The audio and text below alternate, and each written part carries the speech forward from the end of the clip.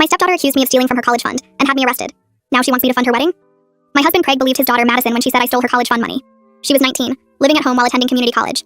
I'd been married to Craig for 4 years. Madison hated me from day one, called me a gold digger even though I made twice what Craig made as a commercial real estate agent. One day, $3,000 went missing from Madison's savings account.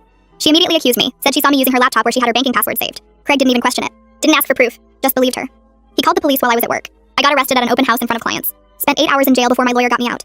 The charges were dropped a week later when the bank records showed Madison withdrew the money herself at an ATM near her boyfriend's apartment. She'd spent it on a trip to Miami with him. When confronted with the evidence, she cried and said she was confused. Craig comforted her, said anyone could make a mistake. Never apologized to me for having me arrested. Never acknowledged that his daughter deliberately lied to get me in trouble. I filed for divorce the next week. But here's what Craig didn't know. While Madison was blowing her college fund in Miami, I was closing the biggest deal of my career. A $50 million office complex. My commission was $1, $5 million. I'd been working on it for 2 years. The arrest almost cost me the deal, but my broker vouched for me. After the divorce, I started my own real estate firm, specialized in luxury properties. Within 3 years, I had 15 agents working for me. We handle estates worth $10 million and up. I bought a house on the water, drive a car that costs more than Craig makes in a year. Madison dropped out of college, got pregnant with her boyfriend who left her, had 2 more kids with 2 different men. She's 26 now with 3 kids, no degree, working part-time as a receptionist. Craig remarried a woman named Janet who has her own teenage daughter. From what I hear, that daughter hates Madison, and they fight constantly. Haven't spoken to any of them in 7 years. Then last week, Craig calls my office. Madison's getting married. Finally. Some guy named Bill she met online. They want a big wedding. Madison always dreamed of a fancy wedding. Problem is, Craig spent all his savings on his new stepdaughter's private school. Janet refuses to contribute. Madison's boyfriend is broke. They need $30,000 for the wedding Madison planned. Craig figured since I'm doing so well, and since Madison was young and confused back then, I could pay for the wedding as a wedding gift. Let bygones be bygones. He actually said that. Like I should gift money to the person who had me arrested on false charges. I told him I'd think about it and hung up. Then I called my lawyer, the same one who got me out of jail 7 years ago. Asked him to pull up the old arrest records and the false police report Madison filed. He had everything ready in an hour. Then I called my assistant and told her to clear my schedule for tomorrow afternoon. I drove to Craig's house today.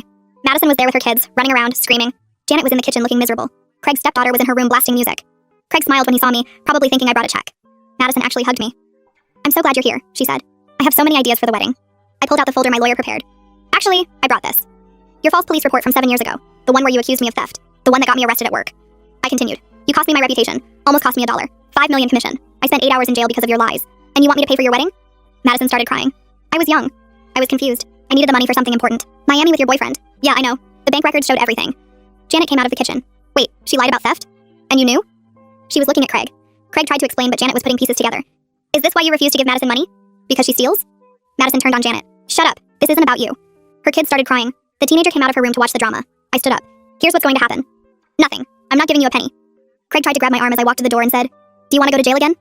Craig's face went white, all the color draining out like someone pulled a plug. The room got so quiet I could hear Madison's kids sobbing in the corner where they'd huddled together. Janet stood frozen in the kitchen doorway, staring at Craig with this look I recognized from my own mirror 7 years ago. That exact moment when you realize the person you married isn't who you thought they were. When all the little weird things suddenly make sense in the worst possible way. Madison was talking fast, words tumbling over each other as she tried to explain to Janet that it was all a big misunderstanding from years ago,